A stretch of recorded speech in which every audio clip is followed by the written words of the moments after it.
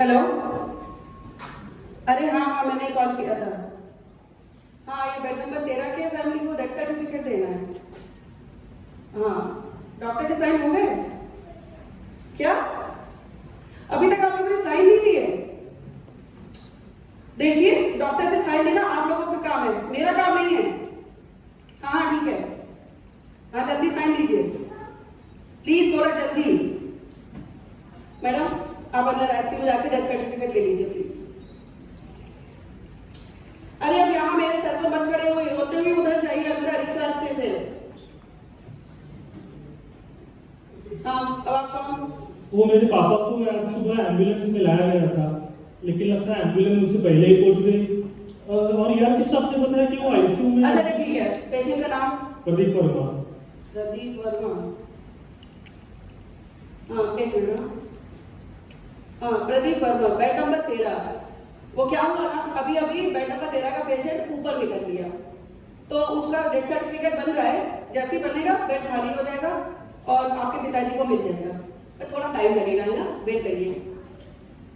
ऊपर गया, क्या उन्हें दूसरा बेड नहीं दिया जा सकता?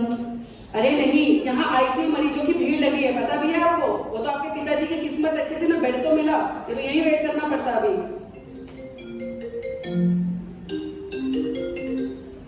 हेलो, हाय संगीता, कैसी है? हाँ मैं यही कर लूँ। हाँ,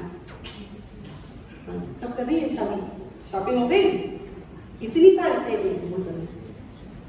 ये पेपर ले लीजिए और इसमें जहां जहां निशान लगाए हुए हैं वहां पे साइन कर दीजिए, डेट और टाइम भी डाल दीजिएगा। और यहाँ मत खड़े रहिए, उधर खड़े होकर साइन करिए, उधर। हाँ, इतनी शॉपिंग हो गई? शादी अगले महीने कर रही है या कल ही कर रही है? मुझे भी बुलाना प्लीज। Hello madam. हाँ, डॉक्टर साहब को बताइए जेठमलाल है। डॉक्टर साहब भी राउंड पे अभी नहीं। हाँ, आप होते बोले मुझे बताने में, ये हॉस्पिटल का ट्रस्टी हूँ मैं। सर एक मिनट। मुझे जब चाहिए तब डॉक्टर को मिलना हो। हाँ, एक मिनट, मैं अंदर पूछती हूँ। सॉरी, एक मिनट। हेलो सुभाष। हाँ, ये डॉक्टर बोले जेठमल जी आए हैं। हाँ हाँ, जल्दी में, थोड़ा गुस्से में लग रहे हैं, जल्दी बोलो।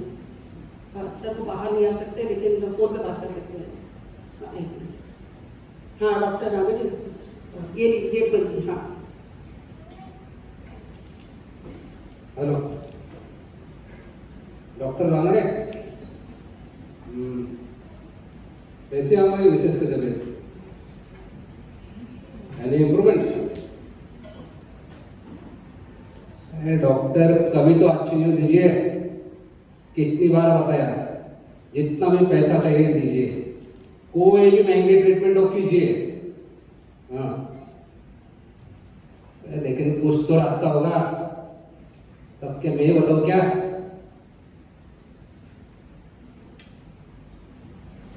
हेलो। हाँ हाँ, हेलो हेलो डॉक्टर सुनो। हाँ, I want a good news tomorrow. ठीक है?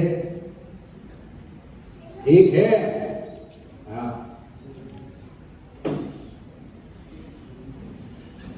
बेचारे रावत। हाँ, ये पेपर्स। हाँ जी, हो गए पेपर साइन? जी।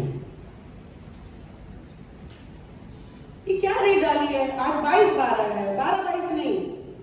और ऐसी आपके लगता है इन्हीं के शहर से हैं, इन्होंने भी कुछ ऐसी उटपटांग रेट डाली थी। और समय तो आपने लिखा ही नहीं। उधर जाइए, फिर से ठीक करके लाइए।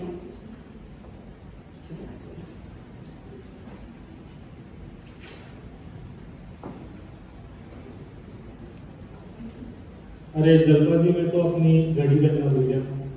मेरी घड़ी कैलिफोर्निया के टाइम पे सेट है। 5-5:30 बजे हो गए यहाँ पे। Thank you. By the way, I'm Vishal from Arizona.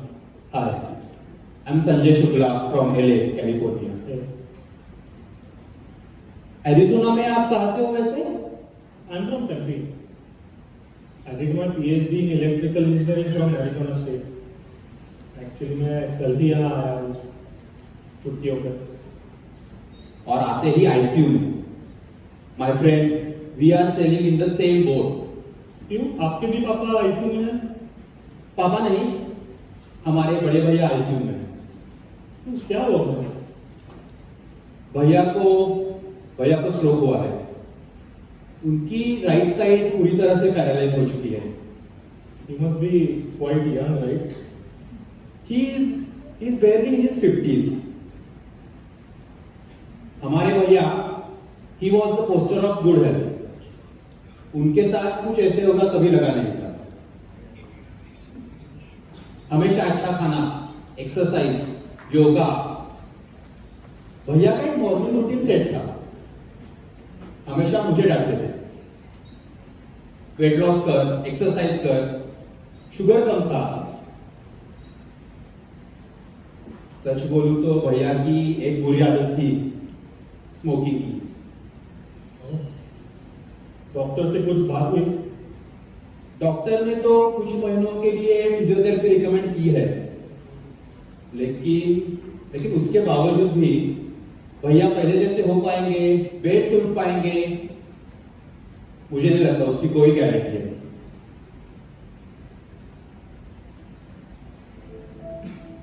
आज भैया को ऐसे देखता हूं, खुद को मजबूर पाता हूं। आदमी का जैसे मानो कचरा हो गया है। I feel completely helpless.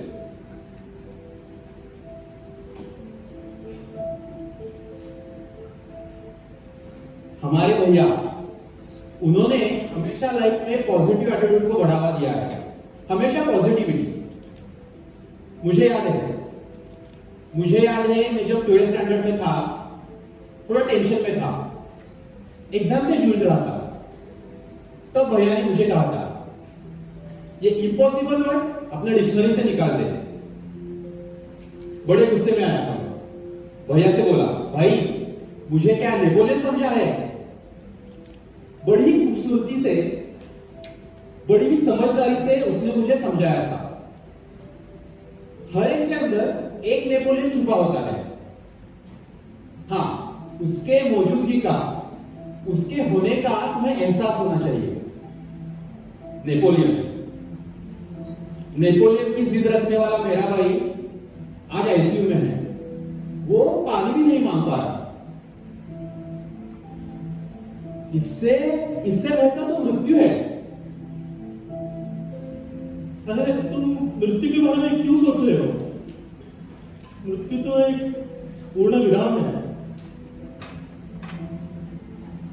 सच कहूं तो मृत्यु के बारे में मैंने कभी सोचा ही नहीं। Death is always just around the corner. हम लोग हर पल, हर क्षण उससे दूर भागने का प्रयास करते हैं। फ्रैंकली स्पीकिंग, मुझे ऐसा लगता है कि मृत्यु का फुल स्टॉप चलेगा, लेकिन स्ट्रोक, हार्ट अटैक, इसका जो स्वल्प विराम है वो सहनशीलता से परे है। और तो मृत्यु तो एक वैक्यूम है। It's a complete absence, right? नहीं, मृत्यु यानी यातनाओं से मुक्ति। It's a natural blessing. कुदरत का दिया हुआ एक वरदान है।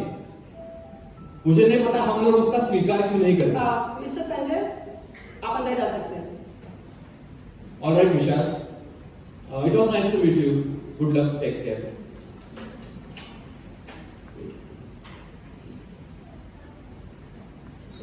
जी ये पेपर्स।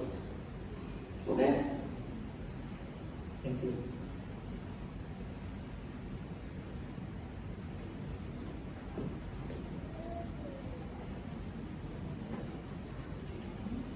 बेड नंबर 13 के कोई फैमिली मेंबर्स? वो डॉक्टर विशाल।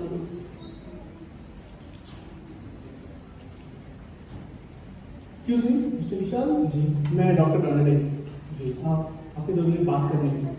देखिए, आपके पिताजी का आईसीयू में लाते ही देन ही वेंट इनटू कार्डियक अरेस्ट।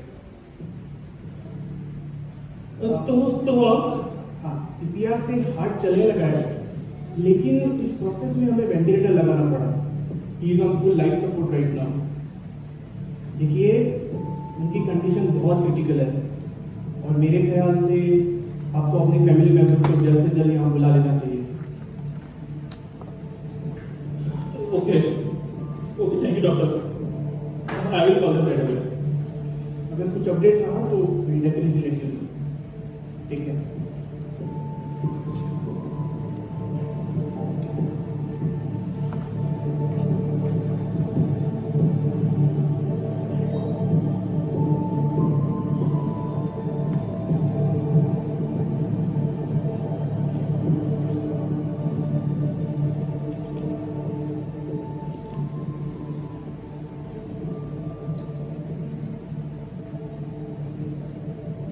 किसे फोन करूं, दीदी को या मीनू को? दीदी सबसे बड़ी है इस घर में और इस सिचुएशन को सिर्फ वही हैंडल कर पाएगी।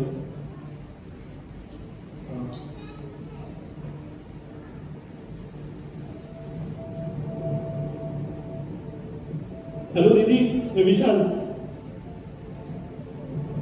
तुम जल्दी यहाँ हॉस्पिटल आ जाओ, अपने पापा आईसीयू में हैं।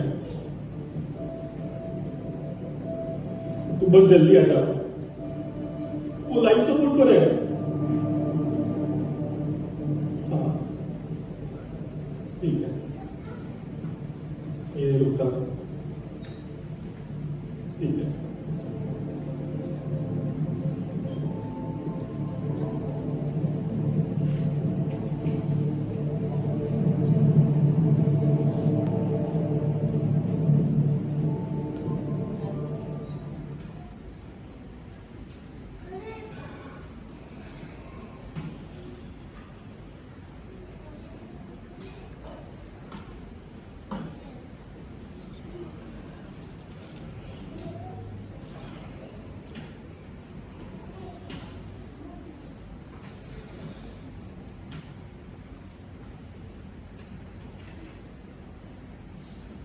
यस, वो देशपांडे जी से मिलना था।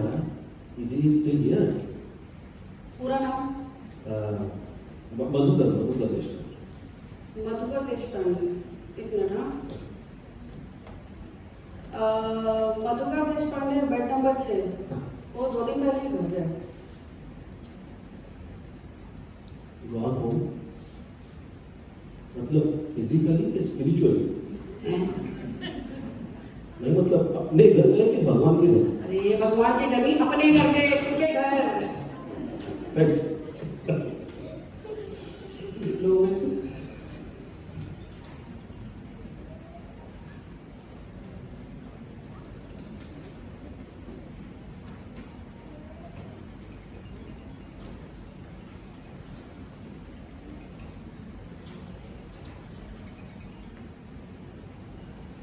लगता है मैंने तुम्हें कहीं देखा है।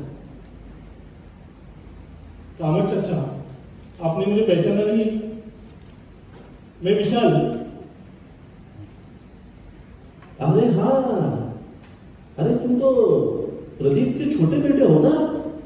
हाँ, अरे तुम तो अमेरिका में रहते हो भाई, यहाँ क्या कर रहे हो? वो आज सुबह पापा की तबीयत अचानक बिगड़ गई थी, इसलिए उन्हें एम्बुलेंस बुलानी पड़ी। अभी आईसीयू में एडमिट है, लाइफ सपोर्ट पर।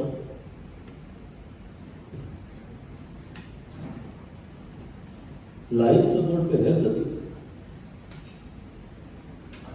मतलब ऊपर जाने का उन्होंने टिकट निकाल दिया उसने? वाह, मुझसे पहले चल पड़ा। नहीं नहीं, मुझे लगता है ठीक हो जाएंगे वो। लाइफ सपोर्ट कैन भी टेम्पररी। देखो बेटा, मैं कोई तुम्हारे जैसा अमेरिकन पीएचडी तो नहीं, मैं ठहरा एक सीधा साधा इंग्लिश का प्रोफेसर, और जितना मुझे पता है उस हिसाब से मेरे दोस्त को मेटास्टैटिक कोलन कैंसर है और ऊपर जाने की उसकी पूरी तैयारी कब की हो चुकी है। एक मिनट, ये अब क्या कह रहे हो काम करना? पापा को कैंसर?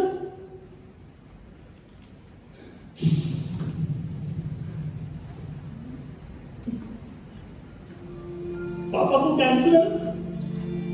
मुझे कैसे किसी ने बताया नहीं? दीदी नीनू कभी आए थे मुझसे कल मिलने जब यहां पहुंचा था, लेकिन बहुत ही थोड़े समय के लिए। मां तो सिर्फ अमेरिका के बारे में ही पूछती रह गई।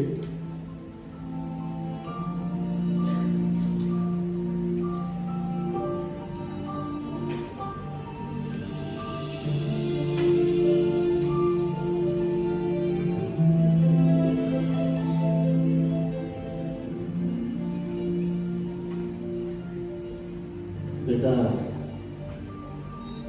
मैं प्रदीप के कैंसर के बारे में पता नहीं, ये मैं नहीं जानता।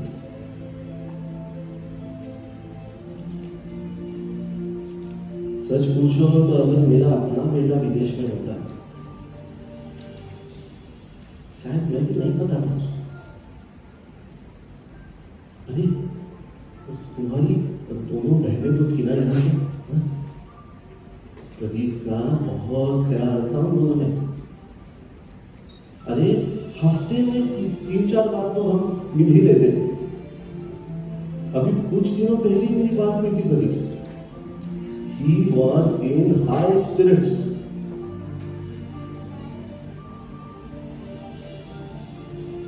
जिंदगी के इस मुकाम पर बाकी लोग भगवान का पूजा पाठ करने में लगेंगे, लेकिन प्रदीप का भगवान यानी कविता पता है मुझसे क्या कहता था? कहता था कामत, घर आने से पहले जरा किताबों की दुकान में जाके कोई नई कविता की किताब है तो लेकर आ। अरे अभी कुछ दिनों पहले ही हमने खलील जिब्रान फिर से पढ़ा। कॉलेज में थे तो पूरा याद कर लिया था।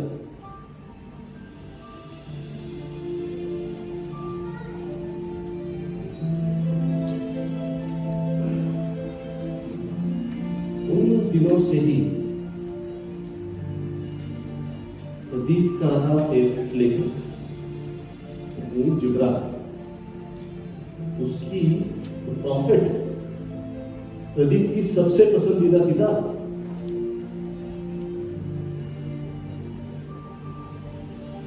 और उसमें एक ही चीज ने प्रदीप का ध्यान खींच ली, डेथ। बेटा, डेथ इस विषय पर क्या बढ़िया लिखता है जिब्रान।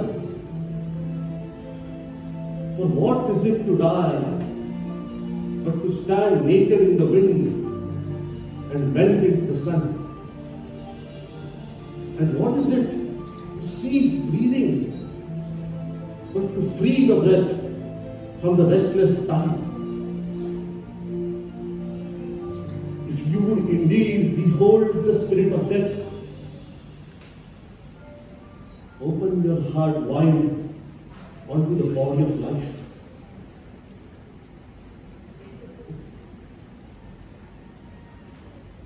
जिंदगी जीना कोई तुम्हारे पापा से सीखे। कैंसर होने के बावजूद he never stopped enjoying his life. अरे तुम्हारे पिताजी यानी नाटक का दर्दी आदमी, पता है मुझसे क्या कहता था? एंट्री तो मेरे हाथ में थी नहीं, मगर एग्जिट ग्रेसफुली करूंगा। अरे इस एग्जिट के लिए उसने एक कविता भी लिखी है। अब वो कामत चाचा, आज तो मुझे अब झटके पे झटके दिए जा रहे हो। आज आप ही से पता चल रहा है कि my father is terminally ill, और अभी आप ही से मुझे पता चला कि he enjoyed his life despite of the deadly diagnosis of cancer. वो कभी कविता भी किया करते थे, ऐसा याद तो नहीं मुझे।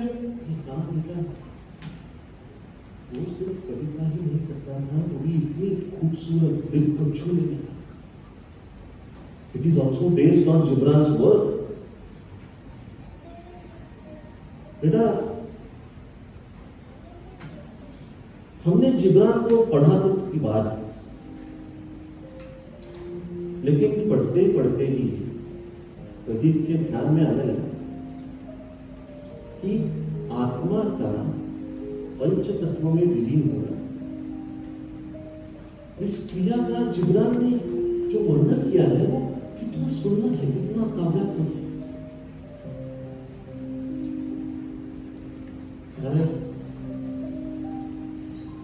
तभी से उसको जिब्रान और उस दिल के करीब लगने लगा। डेथ इस विषय पर जिब्रान ने जो लिखा है उसका भाषांतर तुम्हारे पिताजी ने कुछ ऐसा किया है।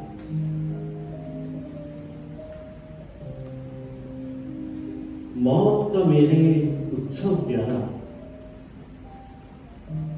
मौत का मेरे उत्सव प्यारा, अग्नि का मैं लाल दुलारा, वायु के संग खेलूंगा मैं ऐसा अपूर्व खेल, धरती की गोद से होगा मेरी आत्मा का मेल। सारे जीवन का रंगमंच है यही आकाश पटल पर, सारे जीवन का रंगमंच है यही आकाश पटल पर, सूर्य किरणों के संग खेलूंगा मैं इसी नभमंडल।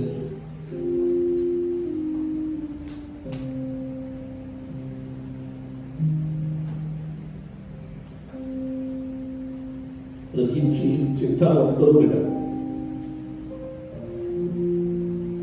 he is ready for the inevitable.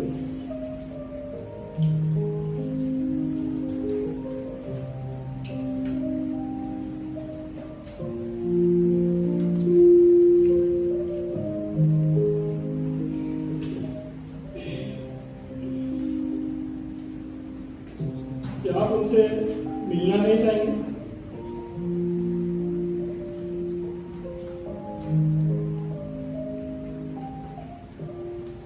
नहीं,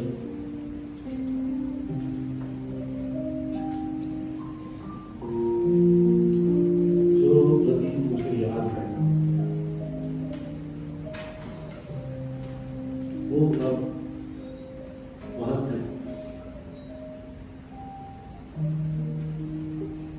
मेरे दोस्त की बहुत खूबसूरत यादें मेरे पास हैं, वही मेरी जमा पूंजी। अब उन यादों को ग्रहण ना लगे,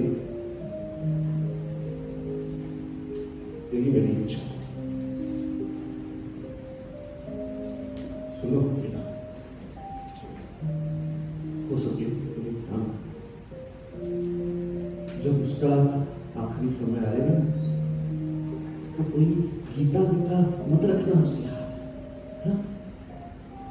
कोई कविता की किताब रखना, खुशी खुशी जाएगा।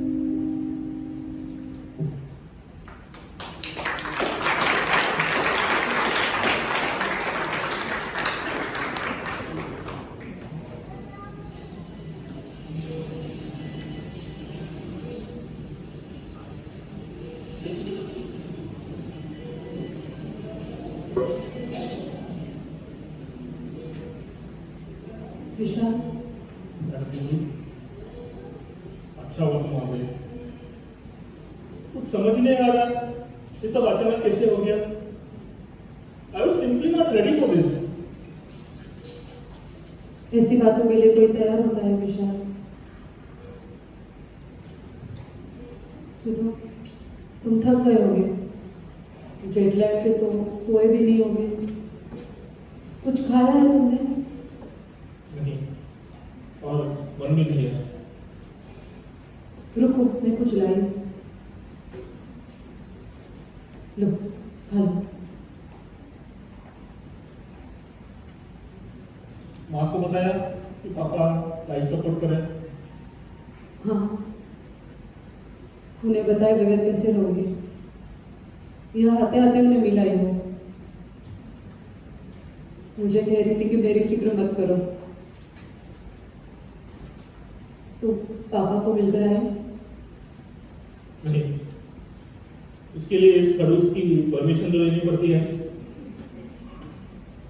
मैं देखती हूँ।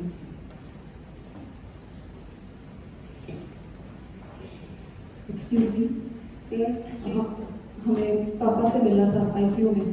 पापा नाम बताइए पूरा। प्रदीप वर्मा। प्रदीप वर्मा। देखिए, एक टाइम पे सिर्फ एक ही फैमिली मेंबर अंदर जा सकता है, वो भी सिर्फ 10 मिनट के लिए। मैं फोन करके पूछती हूँ अलाउड है भी कि नहीं। हेलो, हाँ सुभाष, ये बेड नंबर 13 के फैमिली मेंबर को अंदर भेजूँ, चलेगा? हाँ ठीक है, ठीक है, आप जाइए। थैंक यू विशाल, मैं पापा को मिलकर आती हूँ, तो आराम कर ले। और मीनू को कॉल करके पूछ लेना कहाँ तक पहुँची। अरे वो अपना फोन लेके जाओ, my phone is almost there. हाँ,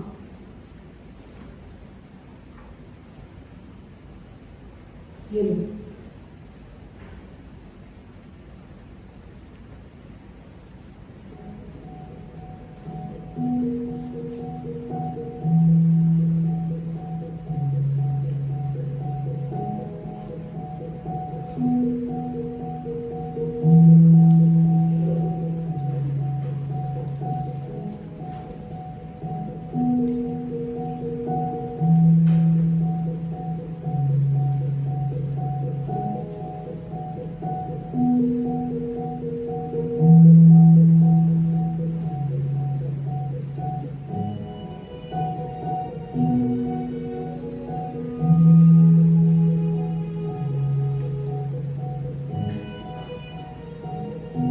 क्या हुआ दीदी, तुम क्यों रो रही हो? पापा को ऐसा नहीं देखा जा रहा विशाल। उन्होंने बहुत सहारा, बहुत तकलीफ उठाई। एक बात बताओ दीदी, पापा को कैंसर है और इतनी बड़ी बात आपने मुझसे छुपा के रखी? तुम्हें कैसे पता? डॉक्टर ने बताया।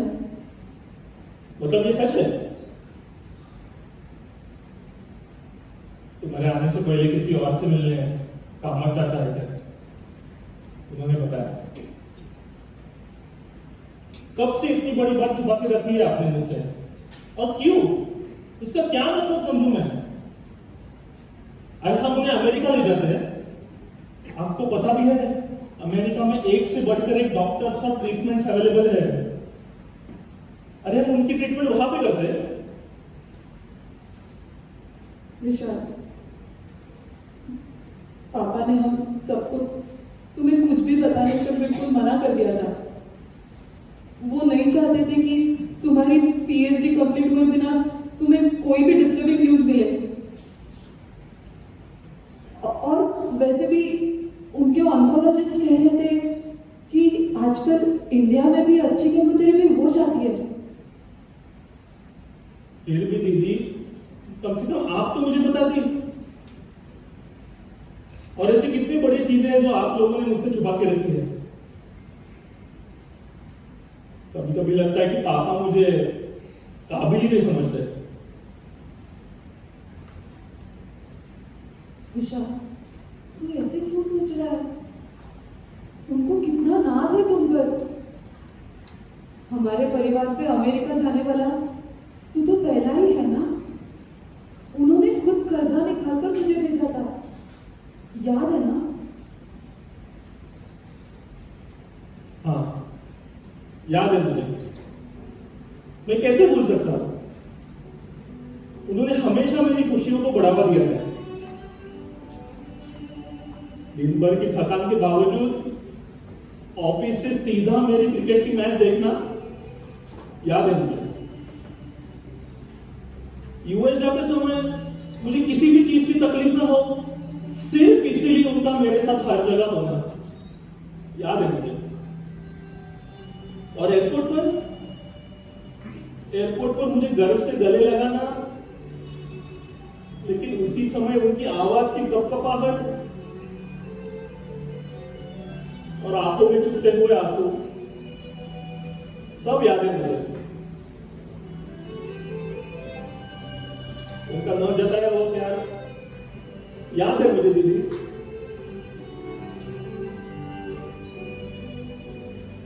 विशाल, मैं समझ सकती हूँ, तुम हम सब से बहुत दूर रहते हो, इसलिए तुम्हारी चिंता लगी रहती है।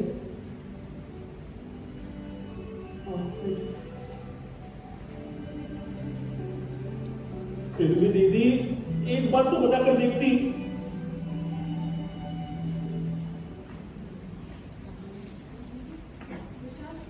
कैसे है पापा? क्या हुआ है? कल तक तो कितने ठीक थे।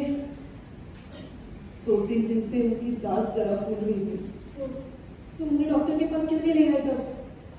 उन्होंने डॉक्टर के आ जाने से साफ मना कर दिया था और मुझे कसम दिलाई थी कि जब तक विशाल यहाँ है ये बात फिर किसी को न बताओ। पर फिर आज हॉस्पिटल में कैसे?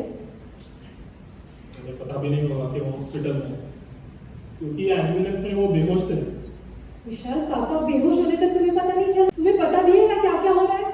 मीनू, बोलने से पहले थोड़ा सोच लिया करो। तुम्हें लगती है उतनी सभी चीजें आसान नहीं होती। बड़ों की सेहत के मामले में तो बिल्कुल ही नहीं। और वैसे भी विशाल को पापा के कैंसर के बारे में पता है। तुम बताओ विशाल, क्या हुआ? जेट लैग के कारण मेरी नींद 3 बजे खुल गई थी। पूरा घर शांत था, लेकिन पापा के कमरे से कुछ आवाज आ गई थी। माँ से मैं देर रात तक बातें कर रहा था, इसलिए वो मेरे ही कमरे में सो गई थी। फिर मैंने पापा के कमरे में जाके देखा तो पापा को सांस लेने में तकलीफ हो रही थी। वो कुछ बोल ही नहीं पा रहे थे, उनके होठ काले नीले पड़ गए थे। कुछ समझ ही नहीं आ रहा था। I was scared. I wish I could call 911. फिर मैंने माँ को उठाया। माँ ने भी मुझसे बात करने की कोशिश की, लेकिन नहीं बोल पाई। माँ का हाथ अपने हाथों में लेकर पापा बेहोश हो गए। फिर माँ ने कहा कि डॉक्टर आंगड़े को कॉल कर, और डॉक्टर आंगड़े ने एम्बुलेंस भेज दी। एम्बुलेंस से इमरजेंसी रूम और वहां से सीधा आईसीयू एडमिट हो गए। तो फिर आईसीयू में क्यों और यहाँ क्या ट्रीटमेंट हुई? कुछ देर पहले डॉक्टर आने से बात हुई मेरी। उन्होंने कहा कि आईसीयू में एडमिट होते ही उन्हें कार्डियक अरेस्ट हो गया। सीपीआर से उनका हार्ट शुरू तो हो गया है, लेकिन इस प्रोसेस में उन्हें लाइफ सपोर्ट पर रखना पड़ा।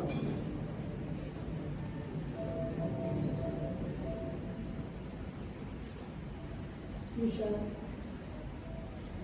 तुम बिल्कुल सही वक्त पर वापिस आए हो। पापा से मिल तो पाए। पापा ने अपने 80 साल बड़ी शान से गुजारे हैं। बस ये आखिर के कैंसर के 2 साल छोड़ दिए जाए तो। दीदी, आखिरी घड़ी आ गई हो, इस तरह से पापा के बारे में क्यों बोल रहे हो तुम दोनों? अभी भी हाथ से कुछ निकला नहीं है दीदी। मुझे तो ये तक नहीं पता कि पापा का डायग्नोसिस क्या हुआ है। एक्सक्यूज मी, आप जरा डॉक्टर रानड़े को बाहर बुलाइए, हमें कुछ सवाल है उनसे। देखिए मैडम, पहले तो ठीक से बात करिए, आवाज नीचे करके बोलिए यहाँ पे। और यहाँ पे इतने सारे लोग उठना अलाउड है, सिर्फ एक ही लोग उठना अलाउड है। कुछ भी बोले जा रहे हैं आते बिल्कुल।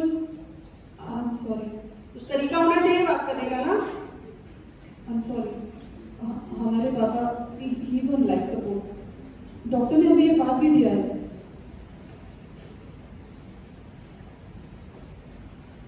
देखिए, सीखिए कुछ इनसे। ठीक है, मैं अभी अंदर जा रही हूँ आईसीयू में और डॉक्टर को भेजती हूँ बाहर। आप लोग यहीं वेट करिए।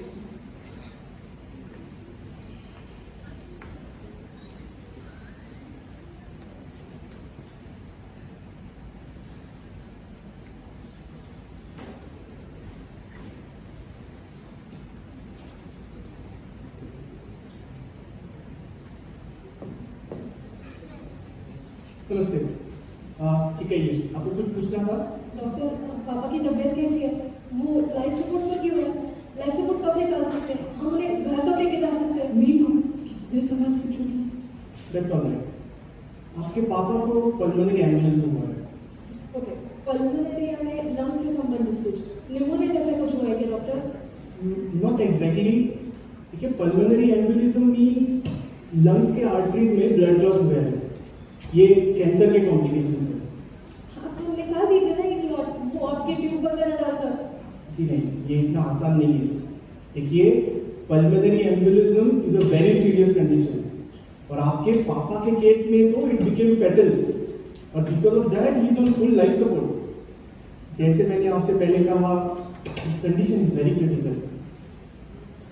तो डॉक्टर कुछ तो ट्रीटमेंट अवेलेबल होगी, मेडिकल या सर्जिकल?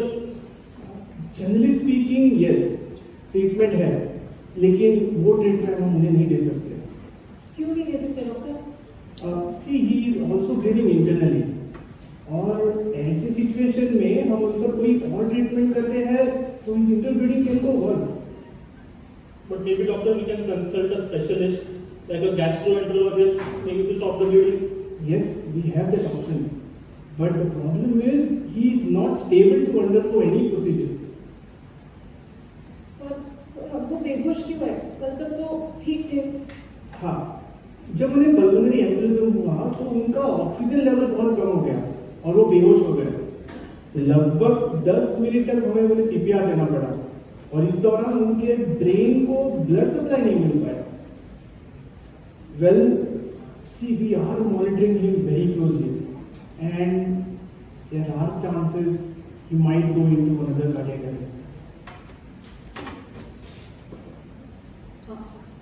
आपको तो उनकी पूरी हिस्ट्री पता है डॉक्टर। इसमें से उनके बचने के कोई चांसेस है? In my honest opinion, chances are pretty slim. यहाँ से meaningful neurological recovery is very unlikely. बिल्कुल ही पॉसिबल नहीं, ऐसे तो नहीं है ना डॉक्टर? अगर थोड़ी भी नशा हो तो we can indefinitely keep him on life support. Don't let him die, doctor. Yes, that is an option. We can do that. But okay, let me explain what life support is. Probably that will give you more clarity.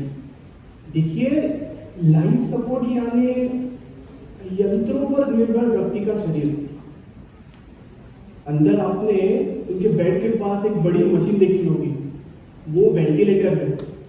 Currently that machine is breathing for him और उस machine को लगकर जो tubes आप देख रहे हैं, those are inserted into his mouth. Trust me, it is very uncomfortable.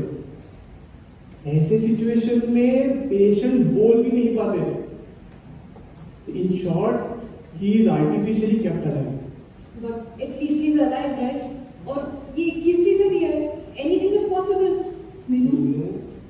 Okay, I understand your situation, पर आपको ये भी समझना होगा कि आदमी यानी कोई हवा खींचने वाला या खाना निकलने वाला यंत्र नहीं है। Human body has its limitations. Anyways, after all, quality of life is very subjective. आप लोगों के निर्णय मैं नहीं ले सकता। अब वो फोटो ही देख लीजिए, उसमें सूर्य तो सभी को दिख रहा है, लेकिन वो सूर्योदय है या सूर्यास्त, ये तो देखने वाले के नजरिए पर निर्भर करता है। Well, I'll have to make a move. You take time and discuss as a family. In case you have any other questions, I'll be around. Take care.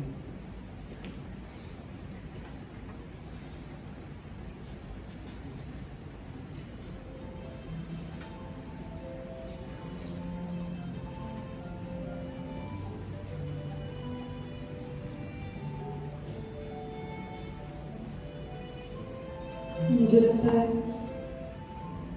Doctor हर संभव प्रयत्न कर चुके हैं, और ये मत भूलो कि पापा को मेटास्टेटिक कैंसर है। हम एक ऐसे इंसान के बारे में बात कर रहे हैं जिन्होंने हमें जीना सिखाया। बिस्तर से बंधी हुई बीमार कृत्रिम जिंदगी उन्हें कभी भी मंजूर नहीं थी।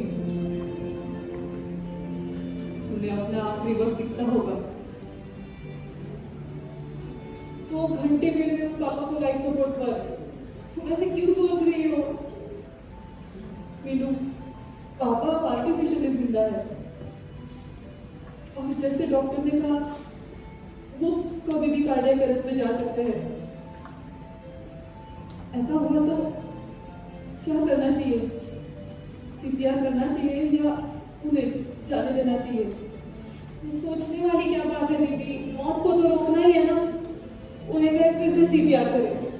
लेकिन Meenu, CPR is a very traumatic experience. कभी कभी पसीना भी फ्रैक्चर हो जाती है। रिब फ्रैक्चर से वेरी पेनफुल, यू नो। विशाल, टूटी फिर भी जुड़ सकती है। गया इंसान वापस तो नहीं आएगा ना? ओके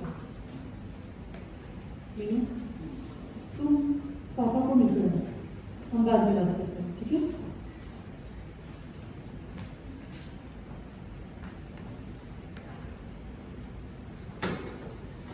लेकिन दीदी, पापा को इतना बीमार मैंने पहले कभी नहीं देखा।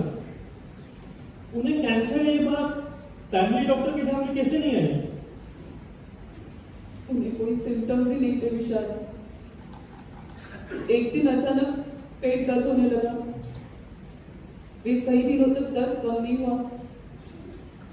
तब हमने लैब सिटी स्कैन करवाया, पर तब तक कैंसर लीवर तक पहुंच गया था। पर तब भी पापा बहुत पॉजिटिव थे। डॉक्टर को कहते थे कि हम इस बीमारी से लड़ेंगे। पर अब वो थक गए, जिंदगी की आखिरी पड़ाव पर आ चुके हैं। ऐसा ऐसा क्यों कह रहे हो दीदी?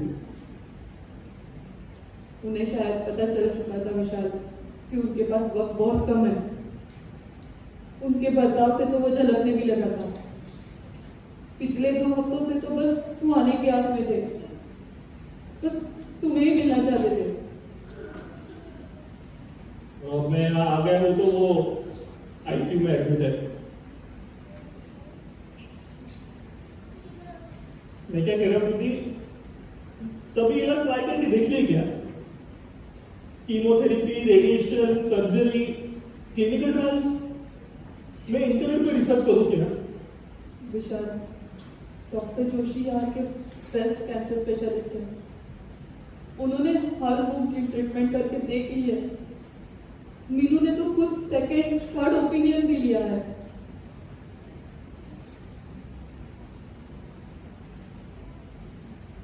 पापा का दिल एक बार डूब चुका है, मतलब वो सच में इस दुनिया से चले गए थे।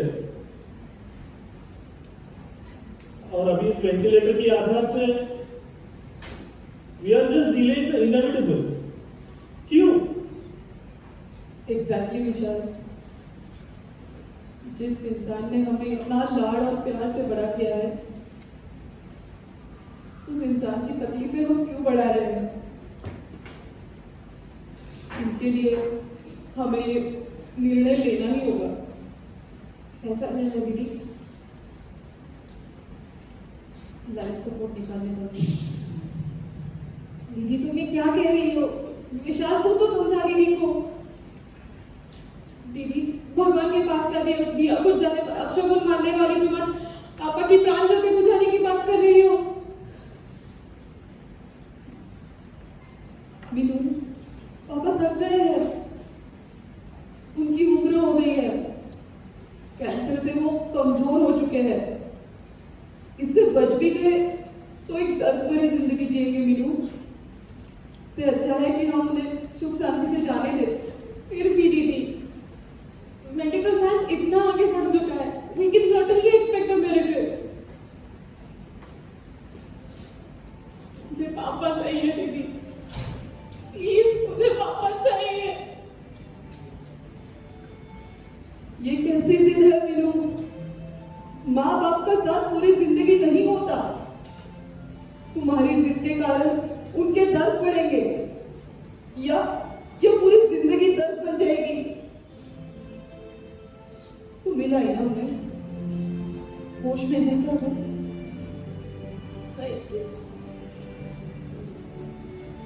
हमारे पापा आर्टिफिशियली जिंदा है। पापा यहाँ नहीं है।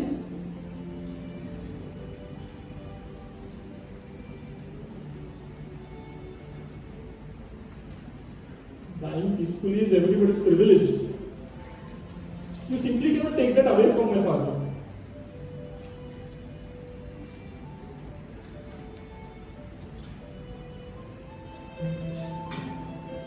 तुम्हें याद है हमारे पिछले आंगन में एक पारिजात का पेड़ हुआ करता था। उस पेड़ को कीड़ों ने अंदर से पूरी तरह खोखला बना दिया था। एक दिन गिरकर किसी को चोट ना लगे ऐसे लगने लगा था। दादाजी ने बोया हुआ पेड़ था और पापा का पसंदीदा था। इतने शामें उन्होंने माँ के साथ, हम सब के साथ गुजारी होगी उस पेड़ के नीचे। पर उस पेड़ को क्षीण होता देख पापा ने उसे कटवाने का मुश्किल और कठोर निर्णय लिया और उसे कटवा भी दिया। उस दिन माँ पापा दोनों ने खाना नहीं खाया। अरे ऐसे माँ बाप के संतान है हम, उन पर अन्याय थोड़े ही करेंगे। पर दीदी, माँ का क्या होगा? तुम उनकी चिंता मत करो मेरी, शी इज वेरी स्ट्रॉन्ग। यहाँ आते आते मैं जब उन्हें मिली, पता है मुझे क्या कहा? जब वो पारिजात का पेड़ काटा था तब पापा ने मुझे कहा था कि जब मैं इस पेड़ जैसा हो जाऊं तो ज्यादा सोचना मत, मुझे जाने देना। दीदी, मैं पापा के इच्छा के खिलाफ नहीं जाना चाहती, सच्ची। पर पापा के जाने के बारे में मैं नहीं सोच सकती। तू मत सोच उनके जाने के बारे में, उनकी बीती हुई जिंदगी के बारे में सोच। उनके साथ गुजारे हुए पलों को याद कर। तुम्हें पता है, परसों जब मैंने उन्हें कॉल किया था तो मुझे कविता सुना रहे थे। खंगालो वो यादों की अलमारी, फूलों में डाली, देखो वो लम्हों के कागज, कागज में लिखता वो प्यार। ये सब क्या था, क्यों था, किस लिए? एक बार सोच तो मेरे यार। पापा की पूरी लाइफ हमारे लिए एक इंस्पिरेशन है।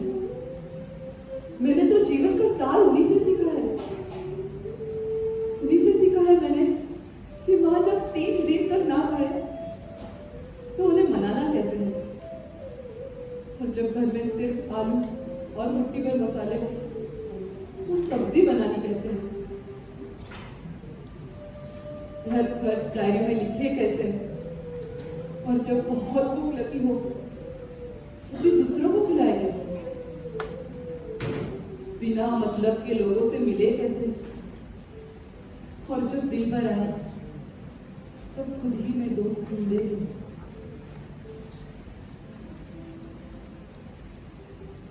लाख सिखाने पर भी देखो मुझसे टाई अब भी बांधी नहीं जाती, उनकी स्कूटर भी ढंग से चलाई नहीं जाती। हमेशा कहा करते थे पापा दाल चावल अचार के साथ खीर मत मिलाया करो। अब तो बड़े हो गए हो, अब तो कमीज पर खाना गिराया मत करो। बाहर जाते हुए टोक दे तो कपड़े बदल देना तुम्हें, और ना टोके तो जीन्स पर उनकी ही शर्ट चढ़ा देता था मैं।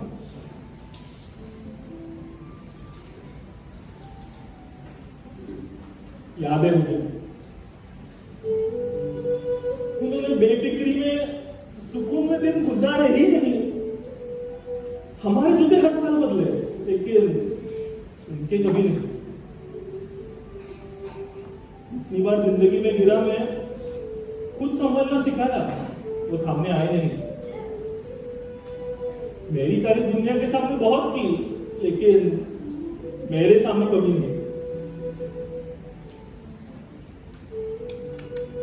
जब भी कुछ नया सीखने की जिद छोड़ नहीं पाती तो सब पूछते हैं तुम ऐसी क्यों हो, तो जब मुस्कुरा देती हूँ तो सब कहते हैं बिल्कुल अपने पापा जैसी हो। मेरे ज्यादा दोस्त नहीं थे, मेरे पापा ही थे जो मेरे खास हुए। और उस दिवाली जब पटाखों की जगह मोमबत्तियां जलानी पड़ी, अरे मुझसे ज्यादा तो वो उदास हुए। गांव में जमीनें दिखाने ले जाते हो और खरीदने पे भाव कैसे करे ये भी समझाते हो। घर का खर्च, महीने का राशन, हमारी फीस जाकर बचते कुछ रुपए हजार, पर फिर भी मैं जो मांगती अगले ही दिन मिल जाता। पता नहीं कैसे यार। तो पापा कुछ और अपने जैसा बनाते, पास बिठाते, कुछ और किस्से सुनाते, सिखाते कि जब दुनिया में हर कोई गलत कहे तो सही पककर रहना कैसे है। और वेंटिलेटर नहीं, इन्हें जाने दीजिए, ये आपके बारे में डॉक्टर से कहना कैसे है।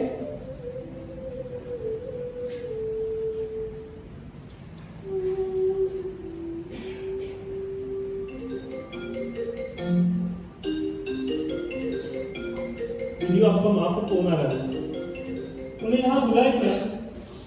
अंतिम निर्णय के लिए उनका यहाँ होना जरूरी है। हेलो माँ, हम तीनों यहाँ आईसीयू वेटिंग रूम में हैं। तुम्हें लेने विशाल को भेजूं क्या?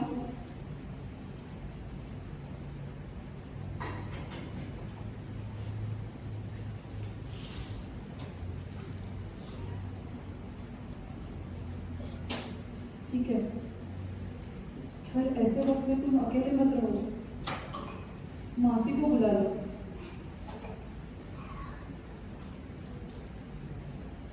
क्या? पापा की तस्वीर देख रही हो और उनकी पसंदीदा कविता पढ़ रही हो?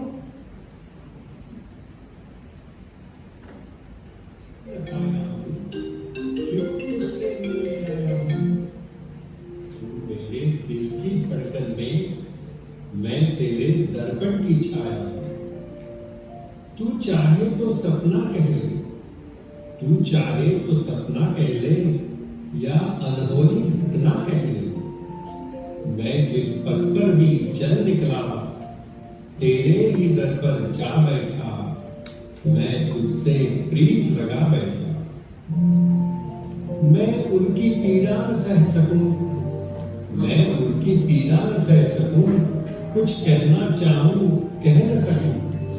ज्वाला बनकर भी रह न सकूं, आंसू बनकर भी बह न सकूं। तू चाहे तो बोलना है, तू चाहे तो नहीं कहे, या मैं जो भी कहूं। मैं तुझे याद करते करते अपना भी होश भुला बैठा। मैं तुझसे प्रीत लगा